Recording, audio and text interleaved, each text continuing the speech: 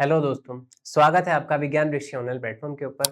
तो आज हम इस वीडियो में करने वाले हैं इलेक्ट्रोकेमिस्ट्री के सीयूईटी पीजी के अंदर अब तक जितने क्वेश्चन आए हैं उनको हम यहाँ पर देखने वाले हैं और उनको सॉल्व करने वाले हैं।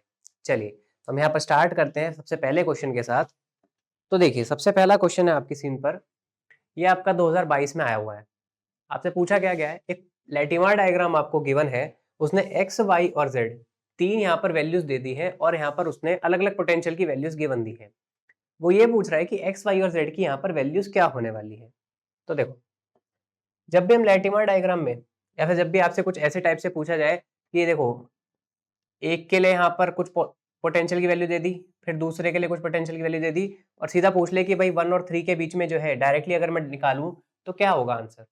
तो हम इसको देखो वैसा यूज कैसे करते हैं, हम यहाँ पर delta G 1 is equal to delta G 2 plus delta G 3 कुछ इस तरह से करते हैं, अगर आपको याद हो तो।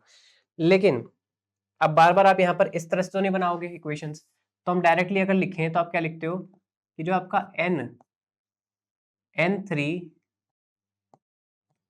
E03, अगर आपको ये निकालना है तो भाई आप क्या करिए, n1 E01 plus n2 E02, इन दोनों को यहाँ पर इस तरह से सॉल्व कर लीजिए और यहाँ से भी आपका E03 निकल सकता है। इसका कहने का क्या मतलब हुआ, भाई आपने देखो E01 ये रहा, E02 ये रहा, N1 और N2 क्या है भाई, यहाँ देखो ये +7 में है और ये +6 में है, तो यहां से यहां जाने के लिए कितने इलेक्ट्रॉन लगे आपको, एक इलेक्ट्रॉन। तो यानी आपका N1 क्या हो गया भाई, एक इलेक्ट्रॉन, और E01 क्या हो गया 0.56। सेम इसी तरह से आप यहाँ पर देखोगे तो ये क्या है भाई आपका, ये +7 है, ये +6 है, +6 से यहाँ पर आपको +4 में जाना है, ठीक है, +6 से यहाँ पर आपको +4 में जाना है, तो उसके लिए यहाँ पर कितना लगा आपको, 2 इलेक्ट्रॉन लगे, तो यहाँ पर आपका N2 क्या हो गया, 2 हो गया। तो इसी तरह से जब आप नीचे निकालोगे, ठीक है, इधर के लिए, तो N3 क्या हो जाएगा आपका, 3 इलेक्ट्रॉन, क्योंकि +7 से +4 जाने के लिए आपके 3 इलेक्ट्रॉन यूज हुए हैं। समझ पा रहे हो क्या ये बात। तो बस अब यहाँ पर कुछ नहीं करना है, आप क्या करेंगे, सबसे पहले देखो हमें यहाँ पर क्या रखना है, N1, तो N1 मेरा क्या आ गया भाई, 1 आ गया।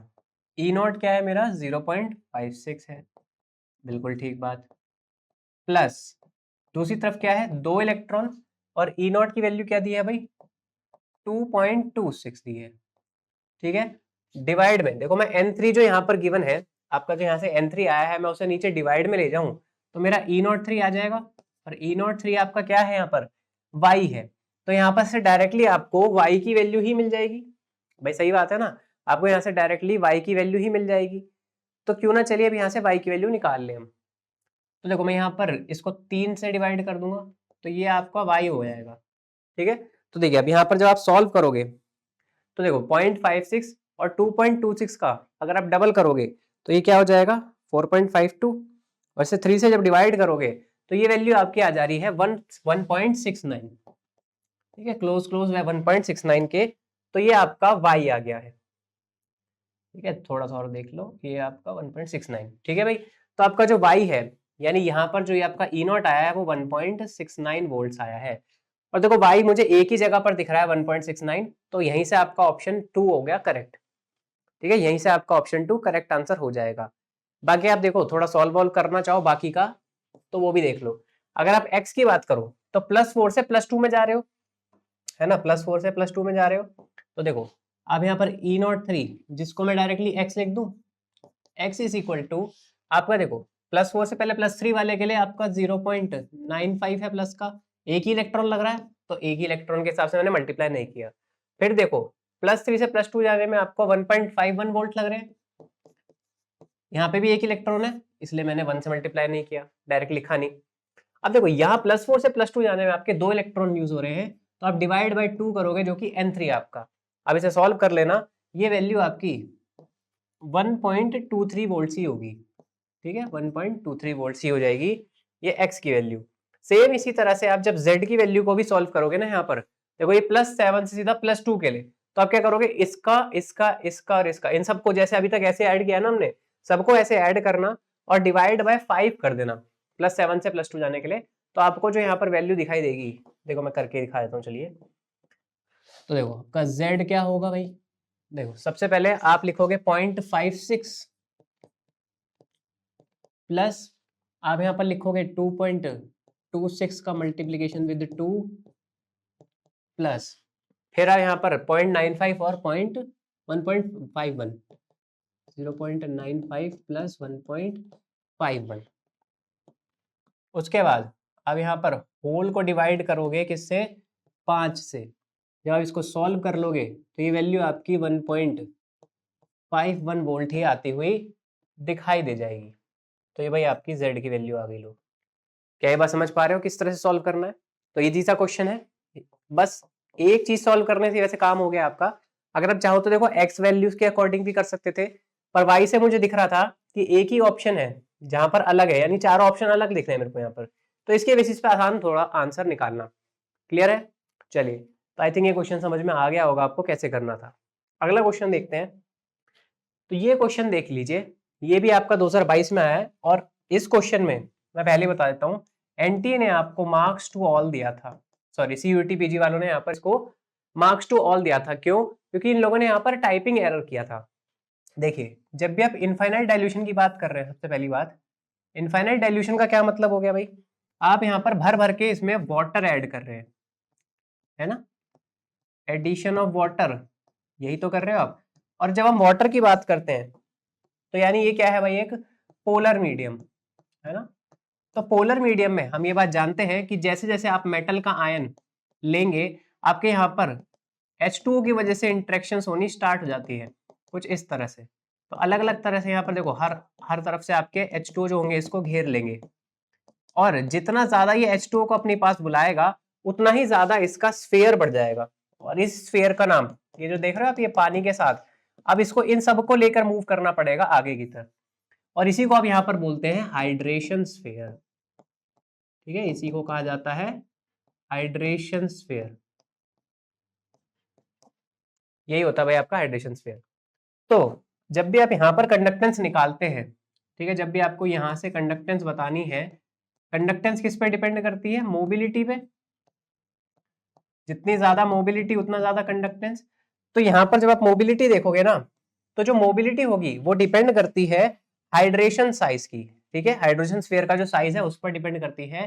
तो मोबिलिटी इनवर्सली प्रोपोर्शनल होती है हाइड्रेशन स्फीयर के, यानी हाइड्रेशन स्फीयर जितना बड़ा होगा, ठीक है, हाइड्रेशन स्फीयर का जितना बड़ा साइज होगा उतनी ही मूवमेंट में प्रॉब्लम होगी। अरे भाई सीधी सीधी लॉजिक की बात है ना। अगर आप कोई पतला सा छोटा सा आदमी है, ठीक है, वो तो स्पीड से निकल जाएगा, पर उसकी जगह कोई मोटा सा आदमी होगा तो उसे मूवमेंट करने में थोड़ी प्रॉब्लम होगी। तो बस यहीं पर ये लॉजिक लगा लीजिए, जितना बड़ा यहाँ पर ये स्फीयर होगा उतनी ही मूवमेंट धीरे होगी, और धीरे मूवमेंट मतलब कंडक्टेंस भी यहाँ पर धीरे होने वाली है, यानी कम आने वाली है। क्लियर है ये बात। अब देखो ये हाइड्रेशन स्फीयर किस पे डिपेंड करता है, ये हाइड्रेशन स्फीयर जो है ये डिपेंड करता है कि आपकी, देखो ये हाइड्रेशन स्फीयर का जो साइज है, ठीक है, ये डिपेंड करता है चार्ज डेंसिटी पे ऑफ मेटल प्लस की। ठीक है, charge density of metal plus. यहां पर जितना बड़ा मेटल होगा वो क्या होगा, बड़े साइज का होगा। देखो मान लो मैं आपसे कह रहा हूं एक तरफ लिथियम प्लस है, ठीक है, और एक तरफ सोडियम प्लस है। अब मुझे बताओ +1 चार्ज तो दोनों के पास है, बिल्कुल ठीक बात है, +1 चार्ज तो दोनों के पास है। देखो लिथियम पे भी +1 है और सोडियम पे भी +1 है। पर अगर मुझसे कोई पूछे कि चार्ज डेंसिटी किस पे ज्यादा होगी, तो मेरी बात समझना, एक +1 चार्ज एक छोटे से स्फीयर के अंदर है और एक +1 चार्ज एक बहुत बड़े स्फीयर के अंदर है, तो दोनों में जो +1 चार्ज होगा वो ज्यादा कहाँ डिस्ट्रीब्यूट हुआ होगा, जो छोटा वाला स्फीयर है उसमें तो कम डिस्ट्रीब्यूशन रहा होगा भाई, छोटी सी जो जगह है उसी में +1 चार्ज है पूरा। और एक जो +1 चार्ज है ये पूरा का पूरा इतने बड़े स्फीयर में डिस्ट्रीब्यूट है, ठीक है, उसे न्यूट्रलाइज करने के लिए बहुत ज्यादा डिफ्यूजन हो रहा है यहाँ पर। तो ये सीधी सीधी बात है, जैसे जैसे साइज बढ़ जाएगा आपका डिफ्यूजन बढ़ जाएगा, और जैसे जैसे डिफ्यूजन बढ़ जाएगा आपको यहाँ पर दिखेगा कि चार्ज डेंसिटी कम हो जाएगी। तो जैसे जैसे आपका साइज बढ़ेगा वैसे वैसे आपका यहाँ पर चार्ज डेंसिटी भी डिक्रीज होती जाएगी। क्लियर है बात। तो आप कहोगे कि देखिए यहाँ पर चार्ज डेंसिटी लिथियम की सबसे ज्यादा है, तो हाइड्रोजन स्फीयर लिथियम सबसे ज्यादा बड़ा बनाएगा, और अगर ये सबसे बड़ा स्फीयर बनाएगा तो मूवमेंट भी सबसे कम इसी की होगी, तो लिथियम की सबसे कम होनी चाहिए, है ना। अब आप सोच रहे होंगे सर यहाँ पे हाइड्रोजन भी तो है, ये हाइड्रोजन भी तो है, तो हाइड्रोजन को क्यों नहीं हम कंसीडर कर रहे सबसे लास्ट में? आंसर तो हिसाब से ये होना चाहिए कि हाइड्रोजन सबसे लास्ट में होना चाहिए, पर देखो हाइड्रोजन सबसे लास्ट में क्यों नहीं होगा, इसका आंसर मैं आपको बता देता हूँ। पहले तो लिथियम होगा, ठीक है, और हाइड्रोजन सबसे ज्यादा कंडक्टेंस दिखाता है, ये बात नोट कर लेना, क्योंकि हाइड्रोजन को आप कभी भी चार्ज डेंसिटी के बेसिस पे नहीं बताते हैं। हाइड्रोजन की जो मोबिलिटी होती है ये डिफाइन होती है ग्रोथस मैकेनिज्म से, ठीक है, ये डिफाइन होती है आपकी ग्रोथस मैकेनिज्म से।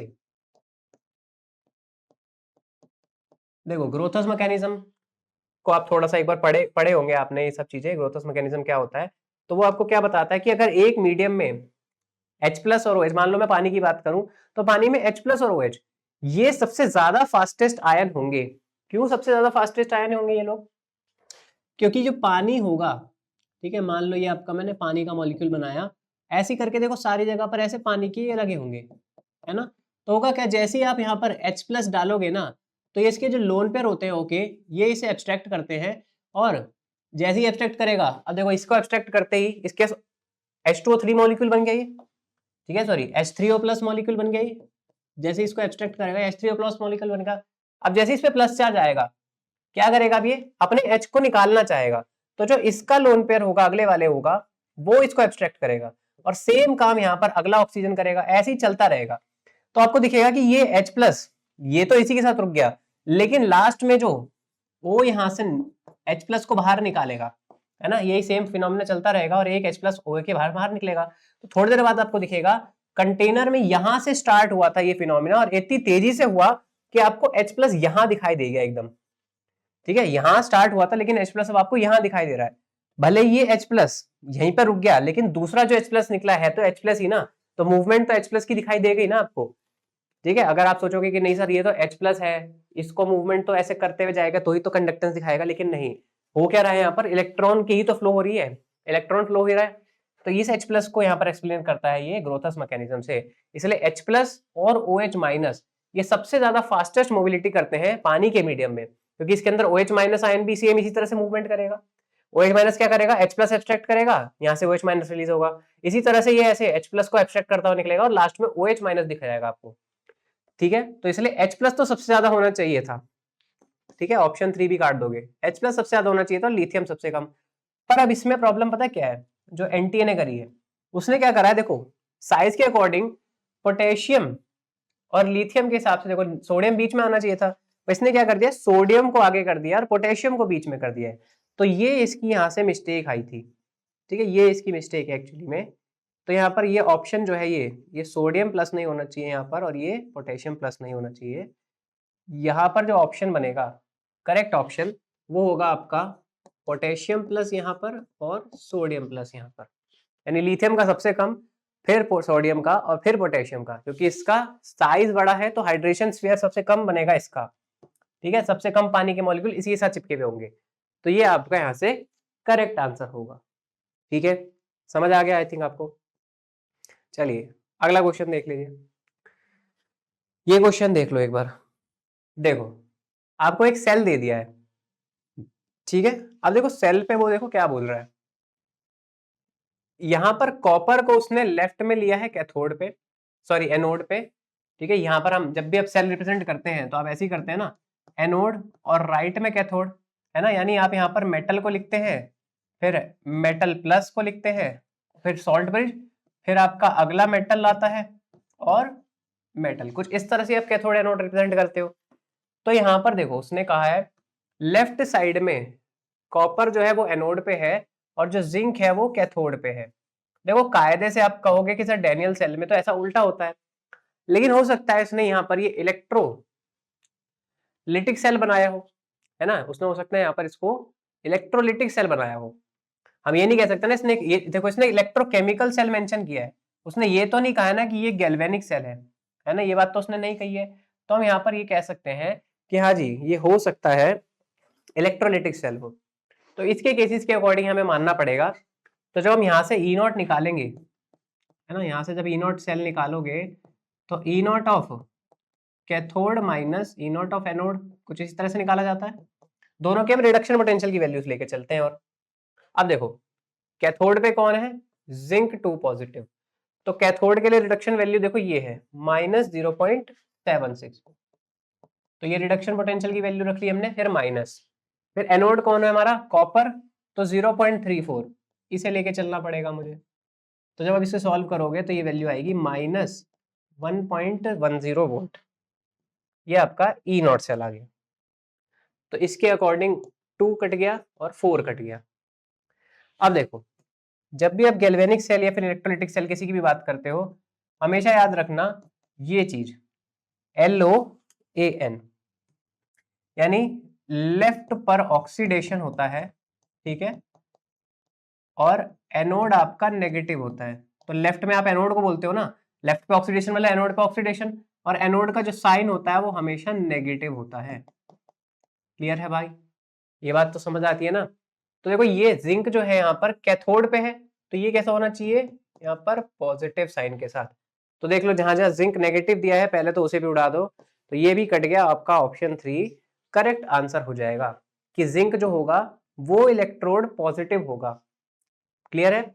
गैल्वेनिक सेल अगर होता तो ये उल्टा होता, अगर आप गैल्वेनिक सेल के लिए बोलते तो आंसर 2 होता, लेकिन ये फिलहाल इन्हें शायद इलेक्ट्रोलाइटिक सेल के लिए पूछा है, तो हमें मानना पड़ेगा और ऑप्शन 3 को ही लेकर चलना पड़ेगा। क्लियर है बात।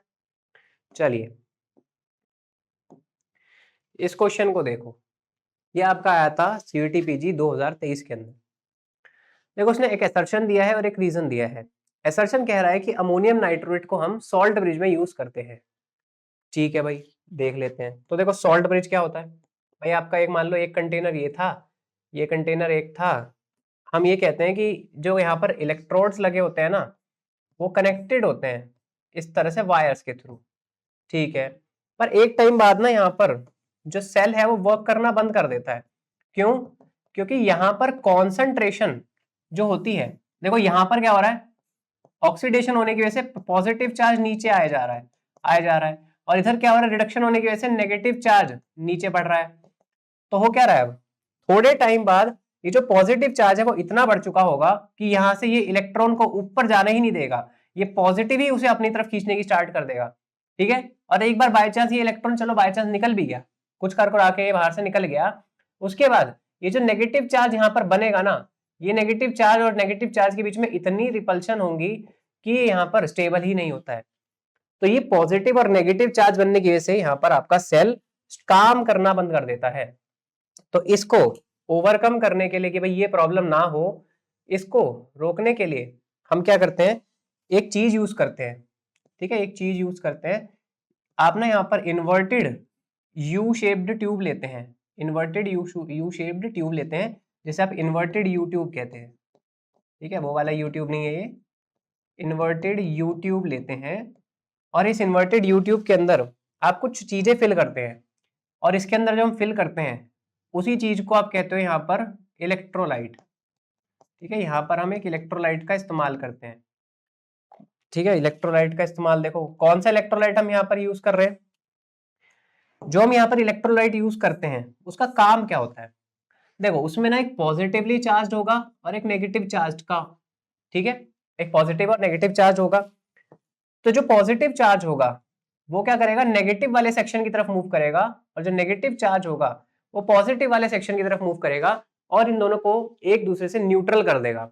यानी नेगेटिव वाला पॉजिटिव के साथ बॉन्ड बना के, आयनिक कंपाउंड बना के नीचे बैठ जाएगा, तो पॉजिटिव चार्ज खत्म हो गया, और जो पॉजिटिव है वो नेगेटिव के साथ यहाँ पर कंपाउंड बनाकर उसे शांत कर देगा। समझ आ रही है बात। तो आपने दोनों तरफ एक एक आयन भेज दिया जो इन दोनों को शांत कर रहा है आगे सेल, ताकि वर्क कर सके। तो जो आपने ये इलेक्ट्रोलाइट भेजा है ना, और जो आपने ये पूरा सिस्टम बनाया है, इसी चीज को आप सॉल्ट ब्रिज बोल देते हैं, है ना भाई। इसी चीज को क्या बोलते हैं आप, सॉल्ट ब्रिज बोलते हैं। अब वो बोल रहा है कि सॉल्ट ब्रिज में आप अमोनियम नाइट्रेट को यूज कर पा रहे हैं कि नहीं। तो भाई देखो, अमोनियम नाइट्रेट को हम यहाँ पर यूज करते हैं। ठीक है, अमोनियम नाइट्रेट को हम यहाँ पर यूज करते हैं। ये हो गया भाई आपका अमोनियम नाइट्रेट, इसे हम यूज कर रहे हैं। क्यों यूज करते हैं, क्योंकि इनके बीच में जो मोबिलिटी होती है, या फिर मैं यहाँ पर जब ट्रांसपोर्ट नंबर की बात करता हूं, तो ये अप्रॉक्स सेम होता है, और इस सेम मूवमेंट की वजह से ये दोनों इक्वल टाइम पर ही पॉजिटिव और नेगेटिव दोनों को शांत करते हैं, इसलिए आपका ई नॉट सेल इजिली वर्क करता है, यानी ई सेल वर्क करता है। और यही रीजन यहाँ पर देखो उसने दिया भी है कि अमोनियम नाइट्रेट का ट्रांसपोर्ट नंबर ऑफ पॉजिटिव और transport number of negative equal है। तो हम ये दोनों स्टेटमेंट कहेंगे कि ठीक है, यानी असर्शन भी ठीक है और रीजनिंग भी ठीक है, और ये इसको करेक्टली एक्सप्लेन भी करता है, क्योंकि यही रीजन होता है कि हम सॉल्ट ब्रिज को यूज करते हैं, क्योंकि दोनों के ट्रांसपोर्ट नंबर सेम होते हैं। अगर कोई ऐसा हो जिसका ट्रांसपोर्ट नंबर सेम ना हो तो हम उसे सॉल्ट ब्रिज के अंदर यूज नहीं कर सकते हैं। तो इसलिए आपका option 1 is the correct answer, कि ये दोनों ठीक भी है और ये इसको एक्सप्लेन भी करता है। चलिए अगले क्वेश्चन की हम यहाँ पर अब बात कर लेते हैं। तो देखिए इस क्वेश्चन को एक बार ढंग से पढ़िएगा। आपसे क्या बोल रहा है, दो स्टैंडर्ड रिडक्शन पोटेंशियल दे दिए, अब वो पूछ रहा है कि value of delta G not इस रिएक्शन के लिए क्या होगी। देखो उसने जो ऊपर दिया है उससे मतलब नहीं है, लेकिन जो उसने रिएक्शन दिया ना, हमें इससे काम है, इसमें कितने नंबर ऑफ इलेक्ट्रॉन यूज हो रहे हैं हमें ये देखना जरूरी है। तो आपसे देखो पूछा क्या है, डेल्टा जी निकालने को। तो डेल्टा जी क्या होता है भाई, NF ई नॉट सेल, अगर आपसे स्टैंडर्ड कंडीशन पे पूछा जाए, और अगर नॉर्मल टेम्परेचर प्रेशर पे पूछा जाए तो आप नॉट को हटा सकते हैं, डायरेक्टली डेल्टा जी को लिख सकते हैं। तो डेल्टा जी नॉट ये होता है। पहले तो हम ई नॉट सेल निकालेंगे। तो देखो वैसे आपको यहाँ पर कैथोड एनोड पता होगा कि नहीं पता होगा मुझे नहीं, लेकिन हम कैसे देखते हैं, जो रिडक्शन कर रहा होगा, ठीक है, जो रिडक्शन कर रहा होगा वो कैथोड होगा, और जो ऑक्सीडेशन कर रहा होगा वो एनोड होगा। तो देखो ये ऑक्सीडेशन कर रहा है, तो ये क्या है भाई आपका एनोड है, और ये Ag जो है यहाँ पर रिडक्शन कर रहा है, तो ये क्या हो गया भाई आपका कैथोड होगा। और अगर आपको वैसे ही बताना है ना, मैं आपको और सिंपल ट्रिक बताता हूँ। देखो अगर मान लो ऑक्सीडेशन रिडक्शन ये सब भी नहीं देखना ना, तो और क्या कर सकते हो, हमेशा देखो कि ये रिडक्शन टर्म्स में है ना, ये देखो दोनों ही रिडक्शन पोटेंशियल की टर्म्स में, ये भी रिडक्शन पोटेंशियल की टर्म्स में, ये भी रिडक्शन पोटेंशियल की टर्म्स में। तो रिडक्शन पोटेंशियल की टर्म्स में जिसकी वैल्यू ज्यादा है, मतलब वो क्या है कि भाई वो यहाँ पर रिडक्शन करना बहुत पसंद कर रहा है ना, वो रिडक्शन करना बहुत पसंद कर रहा है। और अगर वो रिडक्शन करना पसंद कर रहा है तो सीधी बात है ना कि वो यहाँ पर कैथोड ही रहा होगा। भाई अगर दूसरे से वो रिडक्शन करना ज्यादा पसंद कर रहा है तो वो कैथोड ही रहा होगा ना। भाई मान लो एक बच्चा पढ़ने में ज्यादा अच्छा है, वो पढ़ने में इंटरेस्ट ले रहा है, तो सीधी सीधी बात है कि वो आगे जाके अच्छा स्कोर भी करेगा, अच्छा आगे कुछ सक्सेसफुल भी होगा, है ना। ऐसा तो हो सकता है, मतलब किसी भी चीज में, ऐसा नहीं कि सिर्फ पढ़ने में, आप स्पोर्ट्स में भी खेल रहे हो, कुछ भी कर रहे हो, आप जिस चीज में आपका मन लग रहा है वो कर रहे हो, तो उस चीज को आप अच्छा करोगे, सीधी सीधी बात है। तो यहाँ पर जब ये रिडक्शन करने की बात कर रहा है तो ये कह रहा है कि मेरी 0.8 वैल्यू है, और पर ये कह रहा है कि मेरी तो 0.13 ही वैल्यू है। तो मुझे साफ पता चल रहा है कि इसकी वैल्यू ज्यादा है, तो ये पक्का कैथोड रहा होगा, है ना, यही पक्का कैथोड रहा होगा।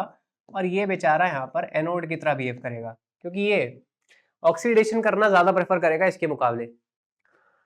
तो कैथोड एनोड मुझे मिल चुके हैं। तो भाई अब यहाँ पर क्या करोगे आप, ई नॉट सेल निकाल लोगे। तो ई नॉट सेल क्या होगा भाई, कैथोड आपका 0.8 है, एनोड 0.13 है, सॉल्व कर लो 0.67 वोल्ट आ चुका है, ई नॉट सेल मिल गया हमें। ठीक है जी, अब मुझे डेल्टा जी निकालना है, उसके लिए बस एक चीज और निकालनी है, नंबर ऑफ इलेक्ट्रॉन। तो देखो 2Ag प्लस से 2Ag जा रहा है, ठीक है, 2Ag प्लस से 2Ag जा रहा है, तो उसने क्या करा होगा, 2 इलेक्ट्रॉन को गेन किया होगा। और जो Sn+2 से Sn+4 में कन्वर्ट हो रहा होगा, इसने क्या करा होगा, 2 इलेक्ट्रॉन को लूज किया होगा। तो यहाँ से मुझे साफ पता चल रहा है कि नंबर ऑफ इलेक्ट्रॉन्स तो यहाँ से 2 ही आएंगे, है ना, नंबर ऑफ इलेक्ट्रॉन यहाँ से 2 आ चुके हैं। तो मुझे अब देखो नंबर ऑफ इलेक्ट्रॉन भी मिल गए और यहाँ पर ई नॉट भी मिल गया, तो डेल्टा जी नॉट निकाल ले। तो डेल्टा जी नॉट क्या होगा, -2 इंटू 96500 इंटू 0.67 वोल्ट। इसे सॉल्व कर लेना, आपका जो आंसर आएगा वो आएगा -1.3 इंटू 10 की पावर 5 जूल पर मोल। ठीक है, देखो ये जूल पर मोल में पूछ रहा है, ठीक है, इसने जूल पर मोल में ही पूछा है, इसलिए मैंने इसको कुछ कन्वर्ट नहीं करा। ये यहाँ पर शायद यूनिट्स में गलती लिखी होगी, ये जूल पर मोल में होगा, ठीक है, ये सब जगह पर जूल पर मोल में होगा, ये ध्यान रख लेना। वैसे तो कायदे से किलो जूल पर मोल में पूछना चाहिए था। देखो ऑप्शन एलिमिनेशन देखो कैसे करा जाता, हमें पता है डेल्टा जी नॉट जो है वो नेगेटिव में आएगा, है ना, पहले नेगेटिव साइन दिख रहा है मुझे, और ई नॉट पॉजिटिव में है तो डेल्टा जी नॉट पक्का नेगेटिव आना चाहिए। तो क्या पॉजिटिव आ सकता है? पहले तो इसे उड़ा दो। फिर आपने देखो सॉल्व करा, देखो मेरी मेरी बात समझना, कभी भी ना जब इसको सॉल्व करोगे तो ये जो 96500 की वैल्यू है ना, इसको आप अराउंड अराउंड या तो 1,00,000 जूल पर मोल मान लो, या फिर इसे 100 किलो जूल पर मोल के आसपास मान लो। ठीक है, ये थोड़ी सी ज्यादा ही वैल्यू होती है पर इसके आसपास मान सकते हो आप। ठीक है, तो मान लो 100 के आसपास है, तो आपने क्या करा 2 इंटू, ठीक है 1,00,000 का मतलब क्या हो गया 10 की पावर 5, इसको आप 10 की पावर 5 भी बोल सकते हो, 10 की पावर 5 जूल पर मोल, ये भी लिख सकते हो। आप समझ, आपके पास ये पता है मेरे को 10 की पावर 5 ऑलरेडी आ रहा है ना, ये 0.67 में अगर मैं 2 को मल्टीप्लाई कर रहा हूं तो ये क्या है लगभग लगभग, भैया आपकी वैल्यू जो है ये 1.3 समथिंग आ रही है कि नहीं आ रही इसके अकॉर्डिंग? भैया 0.6 तो नहीं आ सकती, तो क्या आपको लगता है 0.65 आंसर हो सकता है? बिल्कुल नहीं हो सकता। तो यहां से लॉजिक लगा लोगे तो ऑप्शन आपको ए दिख रहा है करेक्ट आंसर। तो इस चीज का ध्यान रखना, ये बहुत काम आती है आपकी। 96500 ये जो फेरेडे की वैल्यू है ना, इसे या तो 10 की पावर 5 जूल पर मोल मान लो, 1,00,000 जूल पर मोल बोल लो, या 100 किलो जूल पर मोल बोल लो, जैसा चाहो वैसा बोल लो, कोई प्रॉब्लम नहीं है। अप्रोक्स वैल्यू होती है, ये थोड़ी ज्यादा है, उससे थोड़ी कमी रहती है वैल्यू। ठीक है, देखो इसलिए तो आपको दिख रहा है ना कि 2 इंटू 0.67, अगर आप इसको एक्चुअली में सॉल्व करोगे 0.67 इंटू 2, तो ये क्या आना चाहिए 1.34, लेकिन वैल्यू देखो 1.3 के आसपास आ रही है, तो साफ पता चलता है कि ये वैल्यू थोड़ी से कम ही रहती है। ठीक है, जो भी आंसर आएगा आपका वो 100 से मल्टीप्लाई करने के थोड़ा कम ही आने वाला है। क्लियर है ये बात? तो ऑप्शन ए इसलिए करेक्ट आंसर। चलिए अगला क्वेश्चन देख लीजिए। देखो वो बोल रहा है activity of M molar copper sulphate का सॉल्यूशन, इसे हम एक्सप्रेस कर सकते हैं मीन आयनिक एक्टिविटी कोफिशिएंट में। तो उसने देखो 4 ऑप्शन दे दिए, बता रहा है, पूछ रहा है कि बताइए किस में एक्सप्रेस कर सकते हैं। तो अगर आपसे कोई पूछ ले एक्टिविटी ऑफ सॉल्ट, ठीक है एक्टिविटी ऑफ सॉल्ट, ठीक है ये सॉल्ट ही है, तो ये लिखा जाता है ए प्लस माइनस की पावर एक्स प्लस वाई, और इसका जो फॉर्मूला होता है वो होता है एक्स की पावर एक्स, वाई की पावर वाई, और एम गामा प्लस माइनस की पावर एक्स प्लस वाई। अब आधे लोग सोच रहे होंगे सर ये एक्स और वाई है क्या?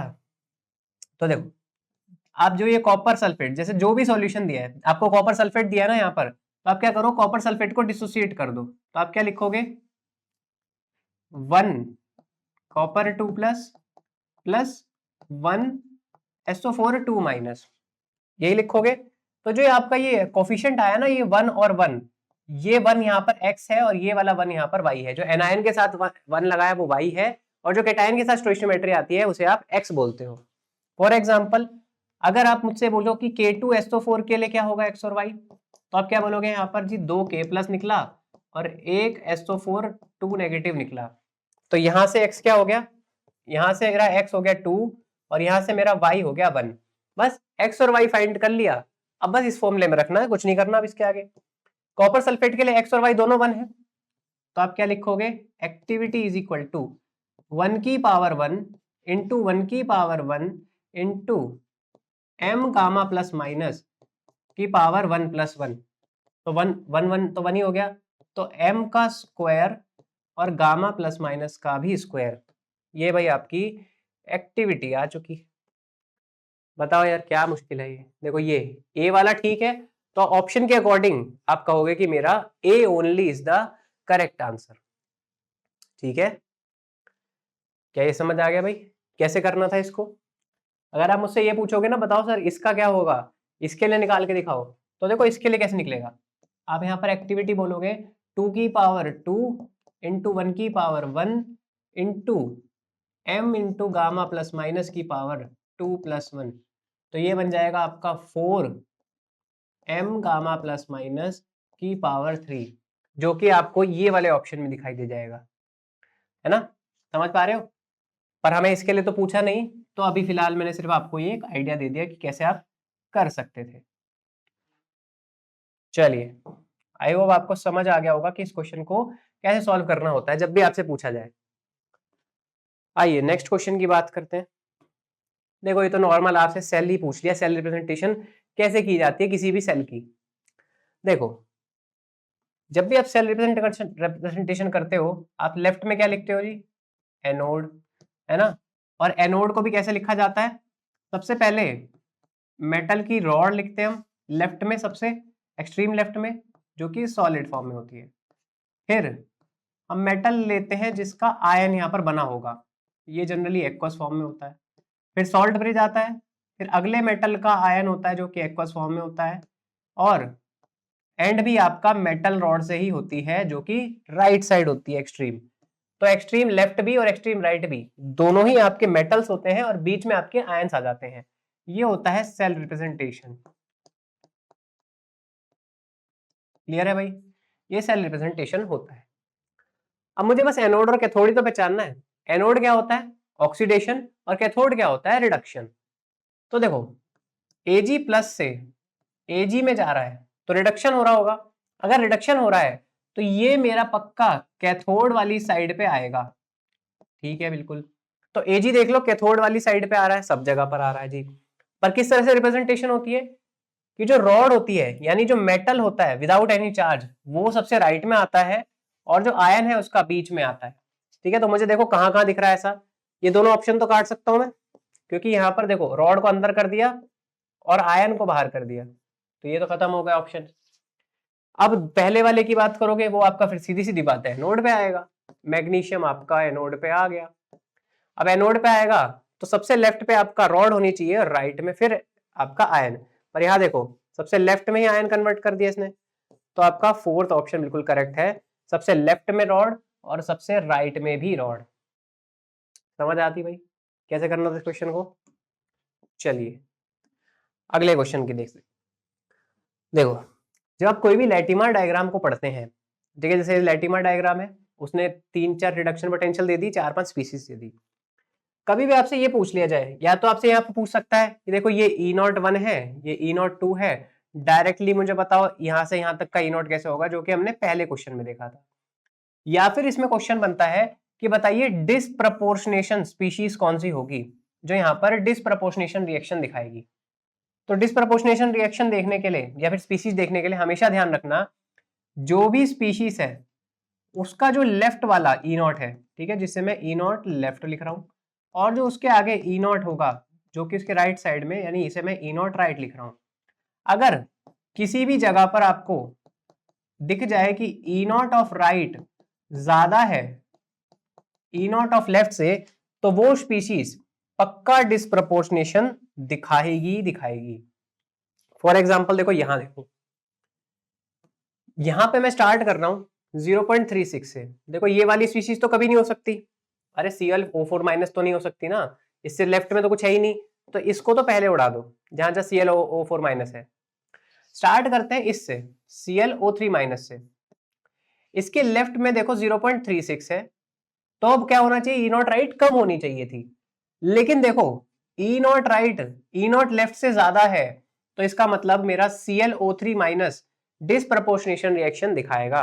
तो ClO3 माइनस देखो कहां कहां है, देखो मुझे दिख रहा है ऑप्शन 2 में ही, है ना, सिर्फ ClO3 माइनस यहाँ पर ऑप्शन 2 में ही है, यहाँ तो कोई और है नहीं, तो इसलिए ऑप्शन 2 ही आपका करेक्ट आंसर होगा।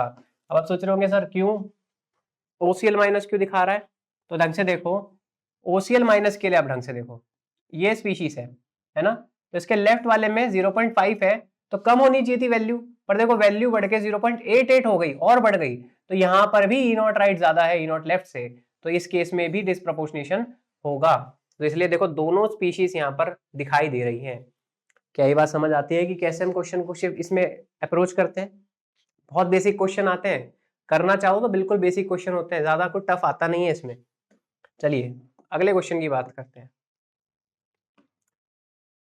देखो इस क्वेश्चन की बात करते हैं, यह आपका कॉलरॉश लॉ, ठीक है, वैसे तो कॉलरॉश लॉ ऑफ इंडिपेंडेंट माइग्रेशन के बेसिस पे ही क्वेश्चन होता है।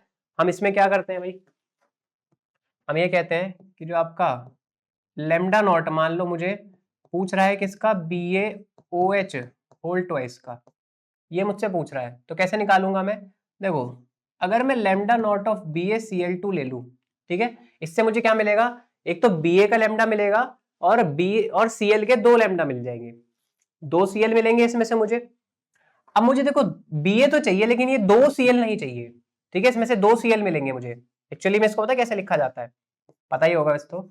इसको आप लिखते हो lambda of Ba2 plus 2 into lambda naught of Cl minus, ऐसे लिखते। पर मुझे 2 Cl नहीं चाहिए, तो मुझे Cl हटाने पड़ेंगे। कैसे करेंगे Cl हटाने के लिए?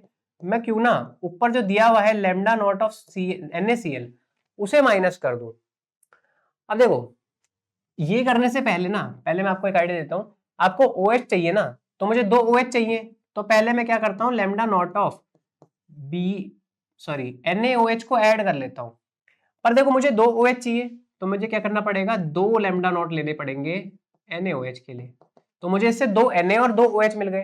अब 2 Na मिल गए और 2 Cl भी एक्स्ट्रा है, तो मुझे दोनों हटाना पड़ेगा। तो इसके लिए मैं क्या करूंगा, 2 into lambda naught of NaCl। तो इससे मेरे 2 Na हट जाएंगे और दोनों Cl हट जाएंगे। क्लियर है भाई? चलिए, तो अब क्या करना है भाई, सबकी वैल्यू रख दो बस। तो BaCl2 क्या है आपका, 280, ठीक है, प्लस 2 मल्टीप्लाई विद NaOH की वैल्यू देखो 248.1 है, तो 2 मल्टीप्लाई विद 248.1 माइनस NaCl की वैल्यू देखो 126.5 है, तो 126.5 ये NaCl की वैल्यू हो गई। अब मैं देखो बड़ा ब्रैकेट यूज कर रहा हूं, क्यों? क्योंकि साथ में आपको 10 की पावर -4 भी गिवन है, इसे मत भूल जाना। 10 की पावर -4 भी देखो साथ साथ चल रहा है सब में, तो मैंने सबको कॉमन ले लिया 10 की पावर -4 में। अब जब इसे सॉल्व करोगे ना यहाँ से, तो ये जो वैल्यू आ रही है आपकी आएगी 523.2 इंटू 10 की पावर -4, और ये यूनिट्स में तो कोई चेंज नहीं होगा, क्योंकि यूनिट्स में यहाँ पर सेम आपने रखा है। तो ये आपका भाई करेक्ट आंसर हो जाएगा ऑप्शन ए। ठीक है, क्या ये समझ आ गया क्वेश्चन में क्या करना था? तो अब अगले क्वेश्चन में बढ़ने से पहले, अगर आपको कोई भी CSN नेट की तैयारी कर रहे हो, आप गेट की तैयारी कर रहे हो, या फिर कोई भी असिस्टेंट प्रोफेसर की एग्जाम की तैयारी कर रहे हो, तो आप विज्ञान विश का ऐप डाउनलोड कर सकते हैं। वहां पर आपको सारी चीजें मिल जाएंगी। अब जाकर ऐप को डाउनलोड करिए और वहां से आप कोई भी कोर्स को परचेज कर सकते हैं। और अगर आपको जैम, नेट और गेट किसी के लिए भी सारे PYQ चाहिए वीडियो सॉल्यूशंस के साथ, एक टॉपिक वाइज के साथ, CUT PG के लिए भी चाहिए अगर आपको सारे, तो आप नीचे जाइए, मेंबरशिप के बटन पे ज्वाइन क्लिक करिएगा, वहां से आप ज्वाइन करिए और आपको सारे के सारे जो प्रीवियस ईयर क्वेश्चन आए हुए हैं अभी तक टॉपिक वाइज मिल जाएंगे एक ही जगह पर। चलिए अगले क्वेश्चन की बात कर लेते हैं। तो देखो ये है आपका नेक्स्ट क्वेश्चन, क्या बोल रहा है, कंडक्टोमेट्रिक टाइट्रेशन यूज हुई है HCl और NH4OH के बीच में। ठीक है, यहाँ पर strong acid versus weak base की यहाँ पर कंडक्टोमेट्रिक टाइट्रेशन करी गई है। तो हमेशा याद रखना, देखो मैं अपना आपको एक ग्राफ बता देता हूं जो आप हमेशा याद रखना।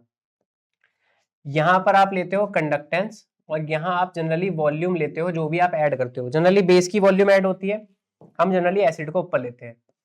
तो देखो क्या ग्राफ बनता है, और ये आपका कुछ इस तरह से, ठीक है, कुछ इस तरह से ग्राफ बनता है। अब समझना ये क्या है भाई, आपका इक्विवेलेंस पॉइंट है। ठीक है, ये जो आपका ब्लू कलर का डॉट बनाया ना मैंने, ये क्या है, इक्विवेलेंस पॉइंट। ये जो आपका ये नीचे की तरफ आ रहा है ना, ये वाला, ये ग्राफ आता है जब आपका स्ट्रॉन्ग एसिड यूज होता है, और जो ये ऊपर की तरफ जा रहा है ये आता है जब आपका स्ट्रॉन्ग बेस यूज होता है। ठीक है, फिर ये जो नीचे की तरफ दिख रहा है ना आपको, ये इस तरह से राइट सा, ये यूज होता है जब आपका वीक एसिड आता है। और ये जो स्ट्रेट लाइन आती है ये तब आती है जब आपकी वीक बेस यूज होती है। अब इसके बेस पे ना आप सारे ग्राफ बना सकते हो, जितने भी आपसे पूछे जाए सारे ग्राफ आप यहाँ से बना सकते हैं बिल्कुल आराम से। जैसे मान लो कोई आपसे बोल दे बताओ जी strong acid versus strong base का ग्राफ क्या होगा, तो आप क्या करोगे भाई, स्ट्रॉन्ग एसिड के लिए देखो ऐसा दिख रहा है, फिर इक्विवेलेंस पॉइंट, और फिर स्ट्रॉन्ग बेस के लिए फिर से ऊपर जा रहा है। तो ये हो गया भाई strong acid versus strong base का। अब जैसे यहाँ पर HCl और आपसे वीक बेस, ठीक है, वीक बेस क्या है भाई, NH4OH, इसके बेस के ऊपर पूछा हुआ है, तो आप कैसे बनाओगे, आप कहोगे देखो स्ट्रॉन्ग एसिड के लिए नीचे जाएगा और फिर स्ट्रॉन्ग बेस के लिए आपका कांस्टेंट हो जाएगा। क्लियर है? तो बस अब हमें इसी ग्राफ के ऊपर क्वेश्चन पूछा है, तो चलिए इस क्वेश्चन को देख लेते हैं। कह रहा है कि कंडक्टेंस इंक्रीज करेगी टिल एंड पॉइंट। तो भाई देखो सबसे पहली बात, जो आपकी कंडक्टेंस है, आप Na जब से बेस ऐड कर रहे हो आपकी कंडक्टेंस डिक्रीज ही कर रही है, और एंड पॉइंट या फिर इक्विवेलेंस पॉइंट जब भी आएगा उसके बाद भी ये सिर्फ कांस्टेंट ही हो रही है, ऐसा नहीं कि इंक्रीज कर रही है। तो इंक्रीज तो यहाँ पर होगी ही नहीं, ठीक है। और वो कह रहा है टिल एंड पॉइंट, मतलब वो डिक्रीज कर रही है, वो इंक्रीज बोल रहा है, तो इसलिए ये गलत स्टेटमेंट है। फिर वो कह रहा है द कंडक्टेंस रिमेन्स मोर और लेस कांस्टेंट।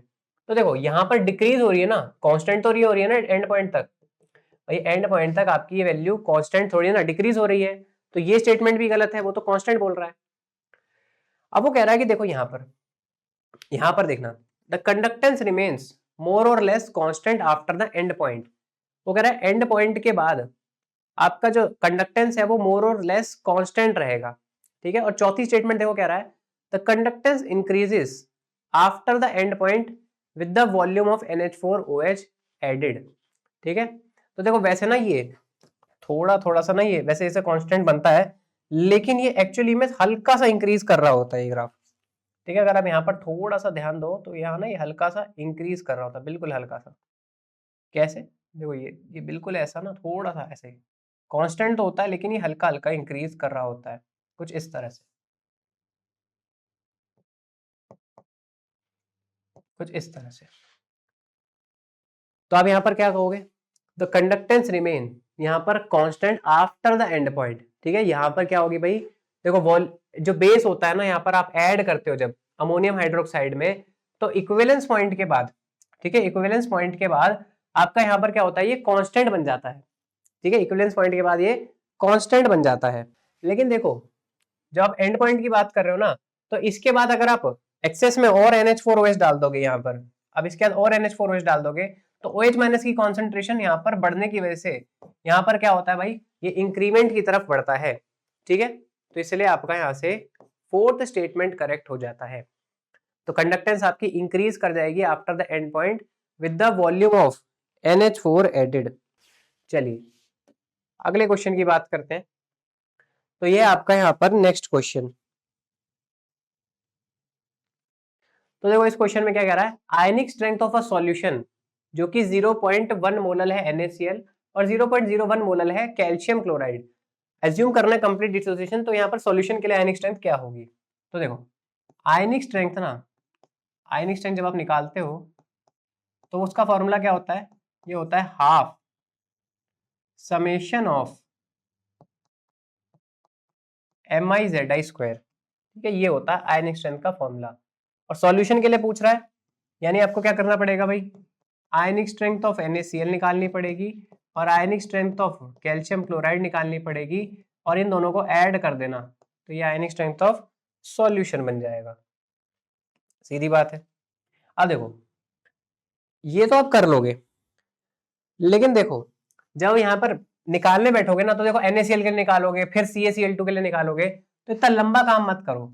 जब भी आपसे बोला जाए कि AB यूनिवैलेंट, मतलब जिसका कैटायन और एनायन दोनों ही +1 और -1 में हो, तो इसके लिए जो आयनिक स्ट्रेंथ आती है, इसके लिए जो आयनिक स्ट्रेंथ आती है वो कॉन्सेंट्रेशन के बराबर आ जाती है, यानी जो भी मोलल कॉन्सेंट्रेशन दे रखी होगी उसी के बराबर आ जाती है।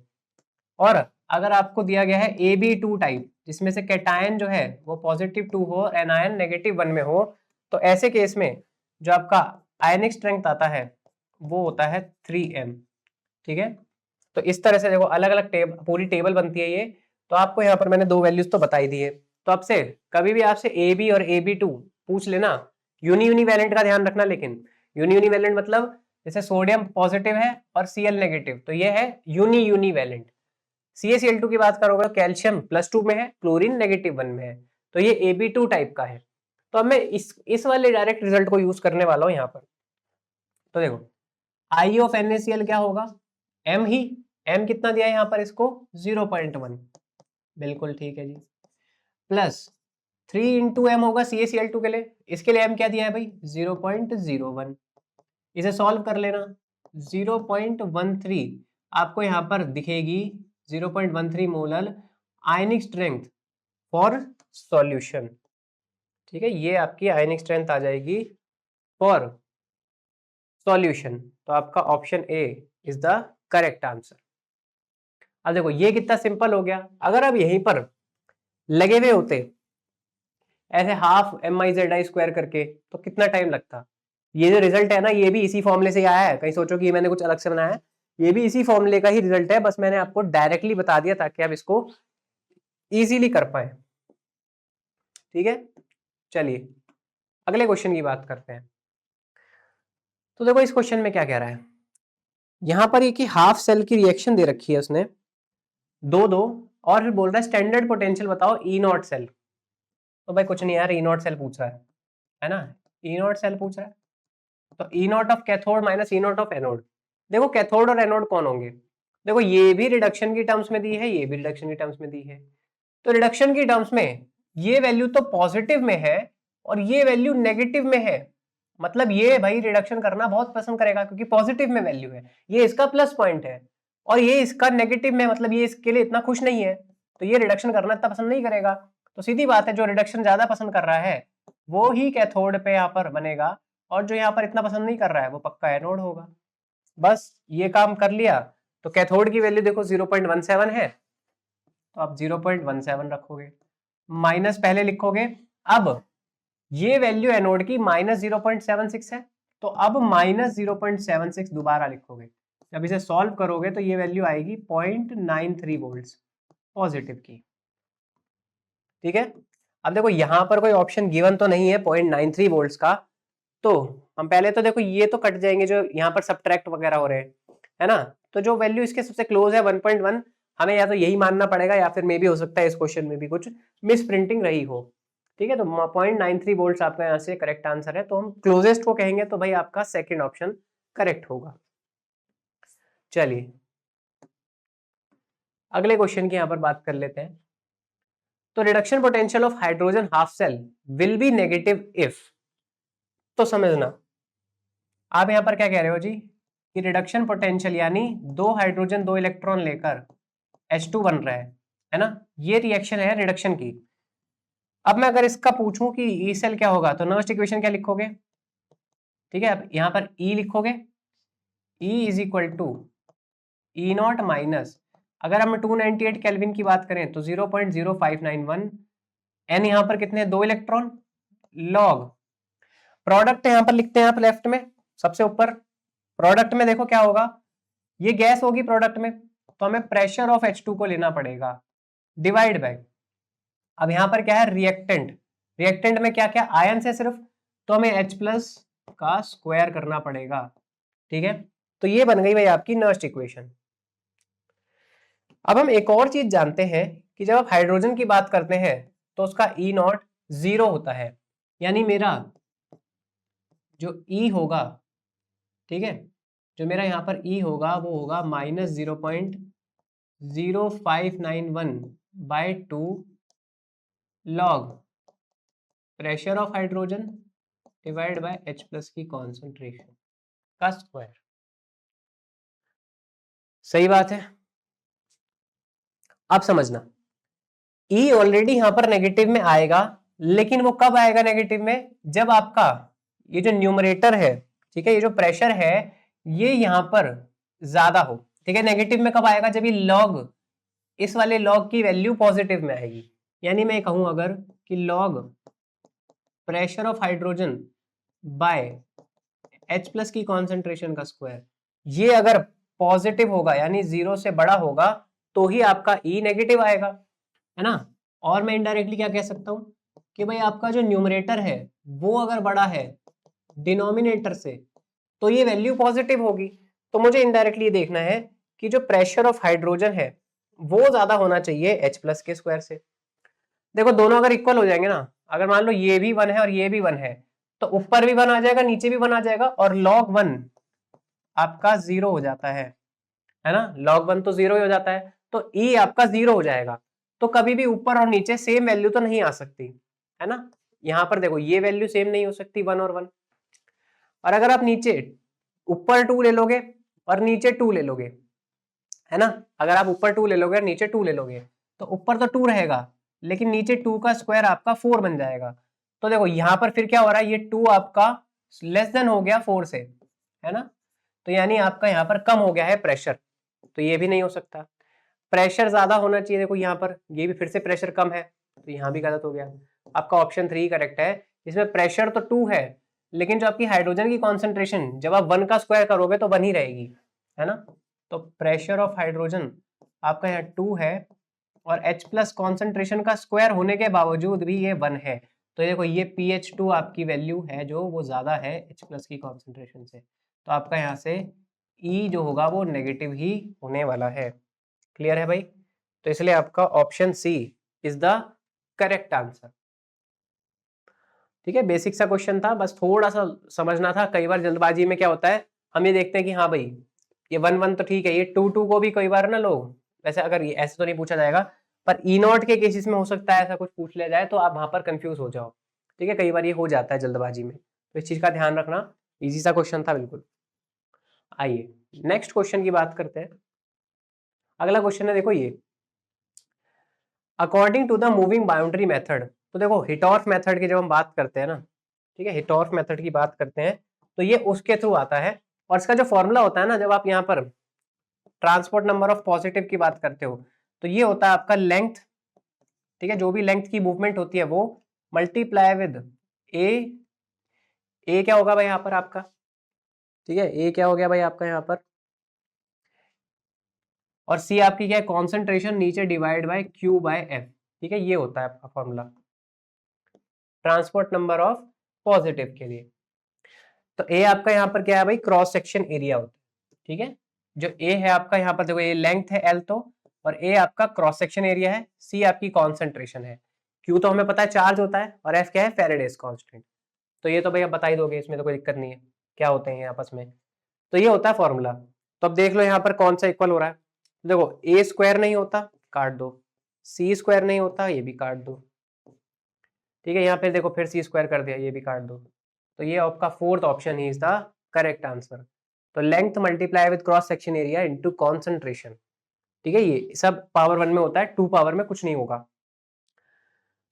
चलिए अगले क्वेश्चन की बात कर लेते हैं। तो ये क्वेश्चन है आपका लिक्विड जंक्शन पोटेंशियल से। ठीक है, ये लिक्विड जंक्शन पोटेंशियल से है। तो हमारे पास दो अलग अलग तरह के सेल बनते हैं। ठीक है, एक होता है जिसमें आपका HCl वगैरह यूज होता है। HCl और HCl की डिफरेंट डिफरेंट कॉन्सेंट्रेशंस होती हैं, और लिक्विड जंक्शन पोटेंशियल बनता है। ये होता है आपका विद रिस्पेक्ट टू कैटायन वाला केस, जिसमें आपका जनरली HCl दिखाई देता है। कभी भी HCl दिखाई देता है ना, तो समझ लेना ये विद रिस्पेक्ट टू कैटायन वाला केस है।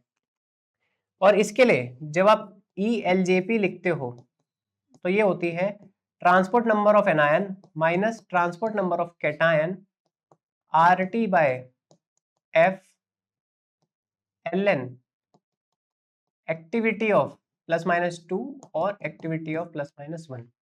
ठीक है, ये होता है भाई फॉर्मूला ALGP का, ELGP का विद रिस्पेक्ट टू कैटायन के लिए। अगर यही चीज आपसे विद रिस्पेक्ट टू एनायन पूछी जाती तो ये किसमें, देखो पहले तो ये HCl का केस होता है।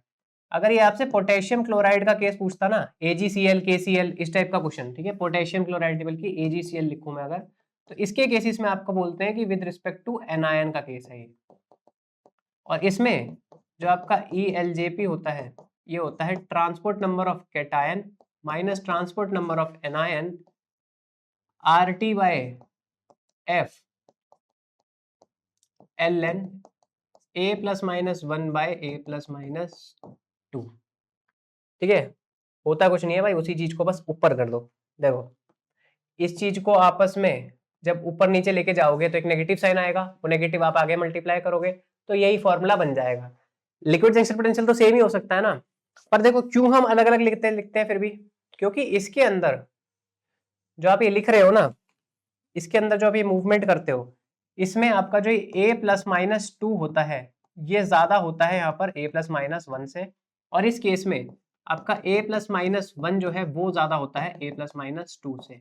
इसीलिए हम इस तरह से लिखते हैं बस, और कोई फर्क नहीं पड़ता, है वही चीज, लेकिन इसमें एक्टिविटी ऑफ सेकंड वाले की ज्यादा होती है एज कंपेयर टू 1 वाले से। तो इस चीज का ध्यान रखना बस। ओके, तो भाई हमें तो कैटायन से रिस्पेक्ट में पूछा है, हमें बस उससे मतलब है।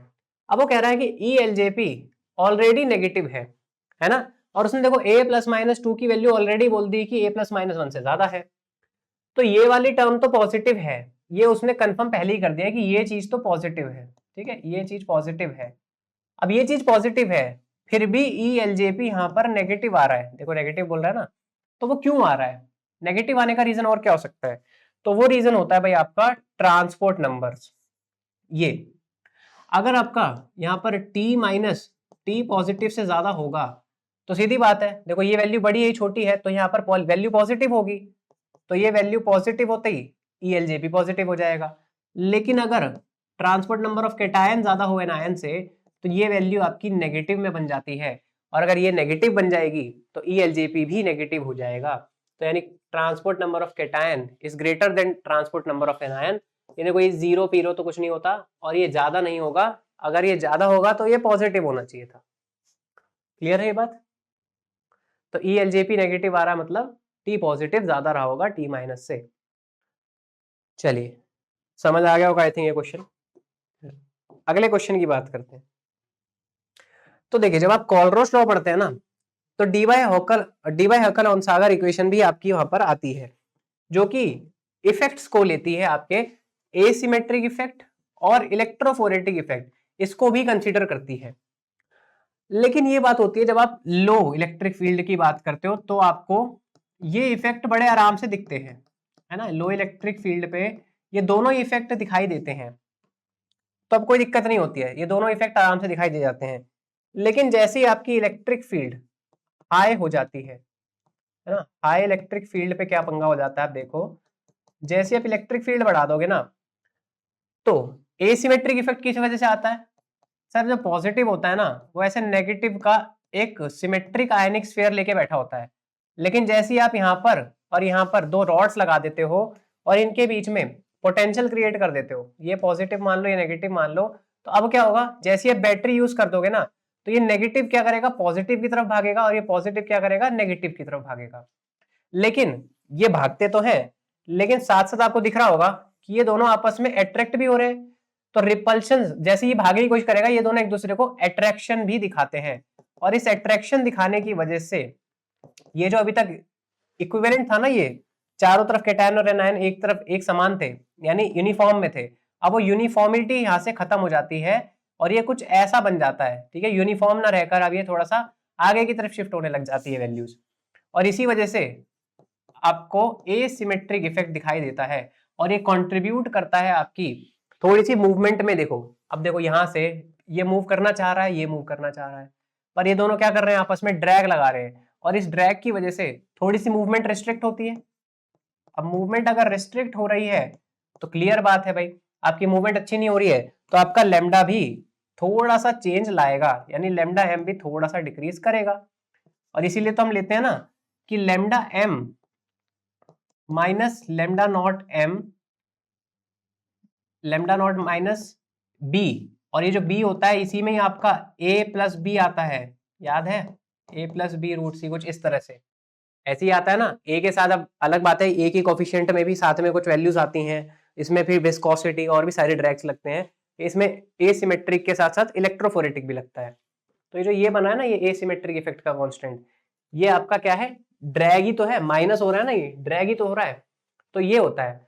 अब देखो ये तो हो रहा था लो इलेक्ट्रिक फील्ड पे कि ये यहाँ पर रिस्ट्रिक्ट हो रही थी, लेकिन जब ये हाई इलेक्ट्रिक फील्ड पे होता है ना, तो ये जो माइनस चार्ज और ये पॉजिटिव चार्ज है ना, अब ये इतनी हाई स्पीड में भागते हैं एक दूसरे से कि इनको आपस का अट्रैक्शन पता ही नहीं चलता है। मान लो आप दो लोग हाथ पकड़ के ऐसे खड़े हुए थे, ऐसे खड़े हुए हैं, ठीक है, अभी क्या है, थोड़ा सा मान लो आपको इधर से पुश हो रहा है, थोड़ा सा इधर से पुश हो रहा है, तो अभी आप एनर्जी बीच में इतनी है कि आप लगा सकते हो, कि वो इतनी एनर्जी नहीं है कि वो एक दूसरे को खींच पा रहे हैं, ठीक है, इस तरह से।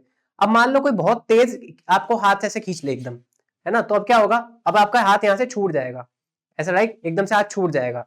तो इतनी तेजी से मूवमेंट होती है जब हाई फील्ड आती है कि ये दोनों आपस में अट्रैक्शन रिपल्शन दिखाई नहीं पाते हैं कुछ भी, और ये जो अट्रैक्शन यहाँ पर आने की वजह से रिस्ट्रिक्ट हो रही थी, वो रिस्ट्रिक्शन ही खत्म हो जाती है, यानी यहाँ पर एसिमेट्रिक इफेक्ट डिसअपीयर हो जाता है, ठीक है, ये एसिमेट्रिक इफेक्ट डिसअपीयर हो जाता है, यानी ए स्टेटमेंट बिल्कुल करेक्ट बोल रहा है।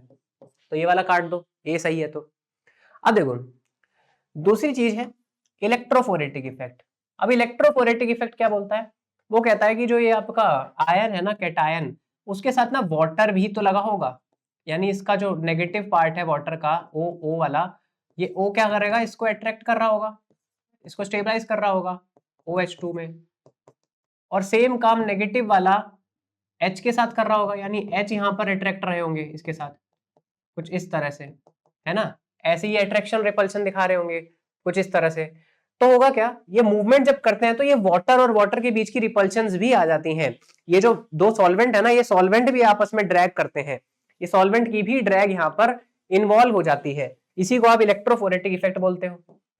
अब देखो मेरी बात समझना, इनके बीच में जो ये अट्रैक्शन है, ठीक है, ये जो अट्रैक्शन है ये वाला, ये तो मुझे समझ आ रहा है कि चलो मूवमेंट तेज होगी तो खत्म हो जाएगा, पर मुझे क्या ही बताओ, अगर तेज मूवमेंट हो रही होगी क्या, तो क्या ये पानी और पानी जो है, ये रिपल्शन जो लगा रहे थे अभी तक, क्या वो खत्म हो जाएगा? भाई तेज तेज मूवमेंट करने की वजह से भले ही पानी और पानी बहुत तेजी से टकरा रहे होंगे, लेकिन क्या खत्म हो सकते हैं वो इनके इफेक्ट? ड्रैग थोड़ी खत्म हो जाएगा अभी भी, तो ये डिसअपियर नहीं हो सकता, ठीक है। एसिमेट्रिक इफेक्ट डिसअपियर हो जाता है अट्रैक्शन आयंस के बीच का, लेकिन आयन और सॉल्यूट और सॉल्वेंट के बीच का जो ड्रैग है वो खत्म नहीं होता है, वो डिसअपियर नहीं होता है। तो बी स्टेटमेंट करेक्ट नहीं है, और बी स्टेटमेंट अगर करेक्ट नहीं है तो ये वाला काट दो, ठीक है, ये वाला भी काट दो, सेकंड ऑप्शन आपका करेक्ट आंसर हो गया। अब देखो ए सही है तो सी भी ठीक ही होगा। सी ठीक क्या है, मतलब ये एसिमेट्रिक इफेक्ट के बारे में ही बता रहा है, ठीक है, ये एसिमेट्रिक इफेक्ट के बारे में ही बता रहा है कि आयन मूव करते हैं रैपिडली, तो इसलिए वो आयनिक एटमॉस्फेयर को लूज कर देते हैं। जो मैंने अभी बताया, आयनिक एटमॉस्फेयर आपका सिमेट्रिक से नॉन सिमेट्रिक की तरफ कन्वर्ट हो जाता है। और डी स्टेटमेंट तो हो ही गई गलत कि वीक इलेक्ट्रोलाइट कंप्लीटली आयनाइज हो जाते हैं डाइल्यूशन से। आयनाइज नहीं होते हैं कंप्लीटली, होता क्या है, मूवमेंट बढ़ जाती है जब डाइल्यूट करते हो ना, कंप्लीटली आयनाइज नहीं करते हैं वीक इलेक्ट्रोलाइट, डाइल्यूशन की वजह से, जैसे आप इनफाइनाइट डाइल्यूशन का केस कहते हो, उसकी वजह से क्या होता है, इन दोनों के बीच का अट्रैक्शन खत्म हो जाता है, और इसी केस में आपको एसिमेट्रिक इफेक्ट भी दिखाई नहीं देता। जब आप इनफाइनाइट डाइल्यूशन पे चल जाते हो तो आयन और आयन के बीच का अट्रैक्शन और जो अट्रैक्शन हो रहा था वो बहुत दूर दूर चल जाते हैं, तो अभी क्या इंडिपेंडेंटली माइग्रेट करते हैं, इसीलिए कोलरोस लॉ का पढ़ते हो। तो बस ये होता है, ठीक है। तो वीक इलेक्ट्रोलाइट कंप्लीटली आयनाइज नहीं होते हैं, बस ये होता है इनकी इंडिपेंडेंट माइग्रेशन स्टार्ट होने की वजह से थोड़ा सा वो ज्यादा क्या कह सकते हैं, आयनाइज होना स्टार्ट हो जाता है, लेकिन कंप्लीटली आयनाइज नहीं होते हैं डाइल्यूशन की वजह से, थोड़ा बहुत पोर्शन अभी भी रह ही जाता है, ठीक है। तो कंप्लीटली वर्ड गलत हो गया, आयनाइज हो सकते हैं लेकिन कंप्लीटली नहीं हो सकते हैं। क्लियर है बात? चलिए, ये है आपका लास्ट क्वेश्चन सीयूईटी पीजी 2025 का। तो देखो फिर से वही बेसिक क्वेश्चन है, डैनियल सेल पूछ रहा है कौन सी रिएक्शन यहाँ पर करेक्टली रिप्रेजेंट कर रही होगी। देखो आप क्या कहते हो डैनियल सेल में, कि जो जिंक होता है ना, जिंक सॉलिड है ना, ये जिंक सॉलिड ये कन्वर्ट होता है जिंक 2 पॉजिटिव में, ठीक है। और आपका जो ये कॉपर सल्फेट होता है, कॉपर सल्फेट का आयन जो होता है यहाँ पर 2 पॉजिटिव का, ये यहाँ पर 2 इलेक्ट्रॉन लेता है, ठीक है, और ये 2 इलेक्ट्रॉन लेकर यहाँ पर कॉपर में कन्वर्ट होता है और SO4 2- को बाहर निकाल देता है, ऐसा ही होता है ना। तो ये जिंक और सल्फेट आपस में जिंक सल्फेट बन जाते हैं।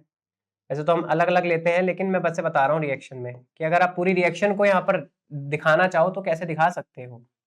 तो आपको यहाँ पर दिख रहा है कि जिंक सल्फेट बन रहा है और साथ में कॉपर, और इधर आपका जिंक प्लस कॉपर सल्फेट। तो आप इस तरह से रिएक्शन को दिखा सकते हो अगर कोई दिखाना चाहे तो, ठीक है भाई, ये आपकी रिएक्शन हो गई। अब देखो यहाँ पर इस रिएक्शन के बेसिस पे देखो, जिंक का तो ऑक्सीडेशन हो रहा है और कॉपर का रिडक्शन हो रहा है, ठीक है बिल्कुल भाई। अब देखना यहाँ पे मेरी बात समझना, जिंक जो है वो सॉलिड से बनता है ना, जिंक सॉलिड से जिंक सल्फेट बन रहा है ना। यहाँ पे आपने जो लिया है वो जिंक सॉलिड है, ठीक है, एक दूसरे पेन से लिख देता हूँ। ये जो आपने लिया है यहाँ पर जिंक सॉलिड है, और जो जिंक सल्फेट बना है ये एक्वस होता है ना, और जो कॉपर बना है ये भी क्या है, सॉलिड है, और जो कॉपर सल्फेट था ये एक्वस है ना। तो आपने यहाँ पर देखो जिंक सॉलिड लिया था और ये जिंक सल्फेट एक्वस बना, ठीक है, एक ही जगह दिख रहा है मुझे वैसे, तो ये वैसे ही काट दो आप।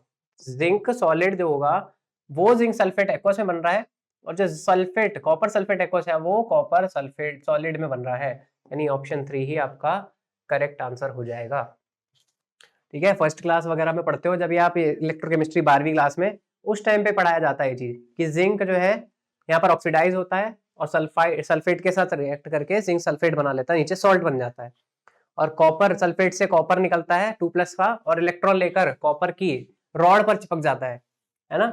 इसी को आप यहाँ पर इलेक्ट्रोलिसिस में भी यूज करते हो आगे जाके, जब प्योरिफिकेशन करते हो मेटल वगैरह की। तो अब यहाँ पर आपके सारे क्वेश्चन समाप्त होते हैं। ये आपके सारे क्वेश्चन थे। आई होप आपको सारे क्वेश्चन समझ में आए होंगे कि किस तरह से सॉल्व करना था। अगर आपको यहाँ पर वीडियो पसंद आई है तो नीचे जाइए, वीडियो पे लाइक करिए और इनको अपने दोस्तों के साथ भी शेयर करिए, उनकी भी थोड़ी सी हेल्प करिए कि भाई वो भी यहाँ पर आगे जाके थोड़ा अच्छा कंटेंट देखें। ठीक है, और जैसे कि मैंने बताया, अगर आपको नेट और गेट के लिए कोई भी कोर्स चाहिए तो आप विज्ञान वृक्ष का ऐप डाउनलोड करिए और वहाँ पर उसको आप परचेज कर सकते हैं। चलिए ठीक है, तो हम मिलते हैं किसी और वीडियो में, तब तक के लिए थैंक यू।